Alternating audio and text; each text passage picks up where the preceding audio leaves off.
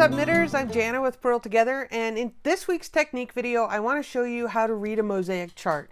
Now, a mosaic chart differs quite a bit actually from a regular colorwork chart, and mosaic is just stranded colorwork, but you're only using one color on each row and slipping the other stitches. So because of that, the chart needs to be written a little bit differently so you can tell which color you're working with and which color you're slipping. So check it out.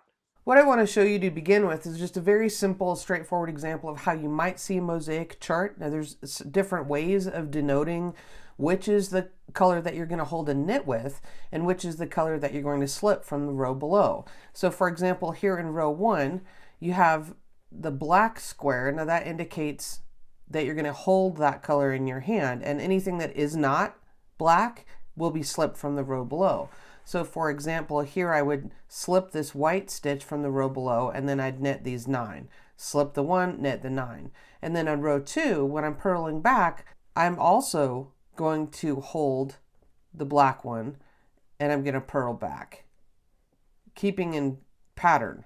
So on row 3, I'm going to hold the lighter colored yarn and knit with it, and I'm going to slip the dark ones. Okay, so these are your indicator ones. Now sometimes in a more simple pattern, like in this brick motif here, it'll just be written instructions. So on row 3, for example, it's a contrasting color row, and you're going to hold that in your hand. I'm doing an increase because this particular pattern is knitted on the bias. And then I'm going to use the V indicates that I'm going to slip. I'm going to slip purlwise with the yarn in back, or I'm going to slip purlwise with the yarn in front, depending on whether I'm on the right side or the wrong side. So here I'm holding the main color yarn. I'm holding that because it's the whole row is colored that way in the main color designation. And then I'm slipping the one from the row below that has the V. And so I'm slipping that contrasting color from the row below as I'm going across. So in this case, I'm doing an increase here in the first stitch, then I'm slipping the one row below, and then I'm knitting 1, 2, 3, 4, 5, 6, 7, slipping the next one, and then doing a decrease. So you can tell that I'm also going to do the same thing with the main color. I'm holding that one in my hand and I'm going back across the other way because this is a cowl that's knitted back and forth on the bias and not knitted in the round. So I'm actually slipping this same stitch up 2 rows. So if you're a tight knitter, you might need to be mindful of that, and you might want to be, careful not to make it too tight and puckery. So this is just a different example of how it might be denoted. Now there's also written instructions here, so if you're a little unsure of that, you could also, verify what you're seeing with the written instructions. But a lot of times it's just way quicker just to use the chart, because I can tell here, for example, that I'm going to hold the contrasting color. I'm doing an increase, knitting 2, slip 1, knit 1, slip 1, knit 1, 2, 3, and then right. You see what I'm saying? So let me show you what this looks like in practice. Okay, I was telling you about this cowl. It's a provisional cast on linen, and it's knitted on the bias, which is going to be super cool. So the cowl's going to be like this. This is my mosaic pattern, which is going to end up being about 2 inches of an accent. This is a really good project for your first mosaic. So I've already done 2 chart repeats from this. So I'm going to show you how this will work on the 3rd chart repeat. So I can tell that on row 1, this is going to be knitted with the main color. And see, I've just been carrying these up the side. So it's really very easy. You're only working with one color at a time, so you don't have to juggle around with trying to manage the yarn with 2 colors across the row. It's really very simple. You do just need to be mindful of when it says when you have the yarn in back or the yarn in front.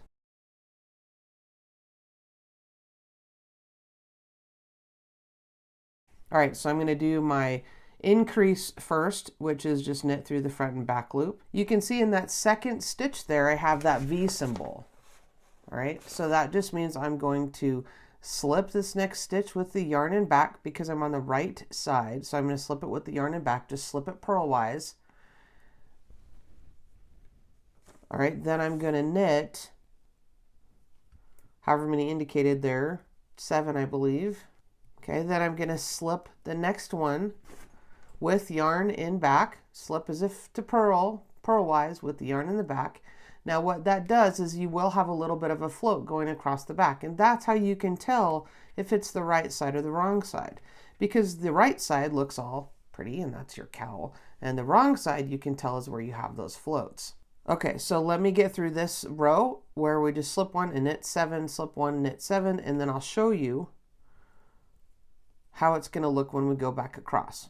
On row 2, when we go back, this is garter stitch, so the dots are going to indicate you're still knitting even though you're on the wrong side. So we're going to knit the first one, and then with the yarn in front, we want to bring the yarn back in front and then slip the same contrasting color and then take the yarn in back and then begin, continue across your main color stitches knitting as you would. Now the reason that we do that is because you want all your floats to be on the wrong side of your work. So you can't, if you were to just slip those contrasting colors like you did before with your yarn in back, then you'd go across and you'd knit the next one wrapping like normal, and you'd end up with your float on the right side, and we don't want that. So you need to bring your yarn to the front, slip as if to purl, take the yarn to the back, and then continue on. So that maintains the integrity of your color work on the right side. Okay, now as I said before, we are in fact in this particular pattern, we're slipping the contrasting colors up the equivalent of 2 rows. And so hopefully your knitting is not too tight for that to happen. And this is fingering weight, so 2 rows is really not that tall of a distance. It also makes the pattern go by really quickly because everything is knitted and there's no purling involved.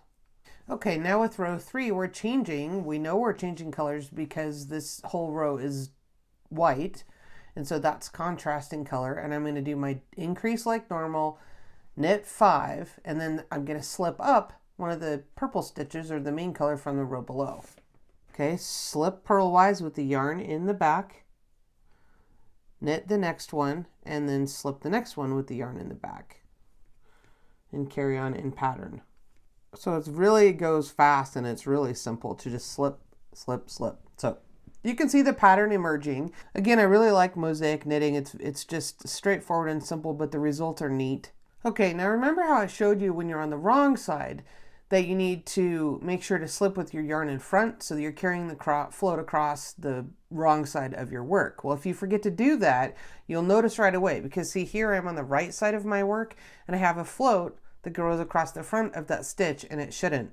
And so, if you get distracted, like I often do, and someone's talking to me or I'm watching a show and I get to a good part, and anyway, so if you've messed that up, you don't need to tink it back. It's really not a big deal. All you need to do is take your slip this stitch off to the right, and then get your needle underneath that strand or that float, and then put your stitch back on the left side, and then just lift that float up and over so that you've moved it to the back. It's really that simple. And then you can just carry on with your pattern. And I'll show you, I'm sure there'll be another one coming up here where I can show you again.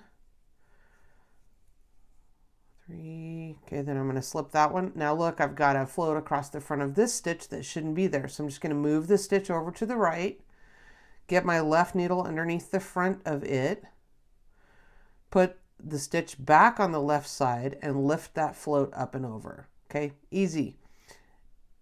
And then that is the one I wanted that's the one I wanted to slip, and then I'm just going to knit the next 3 as indicated by the pattern. And I've got the same thing happening. I did it across the whole row.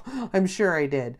So you see it's easy enough to just rearrange this and move that over, and you don't need to tink back or anything like that. So I just thought I'd show you how I go about correcting mistakes even in simple things.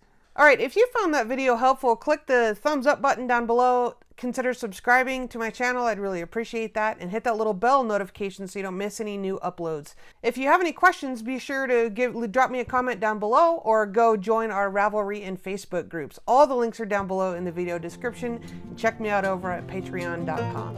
Thanks for watching.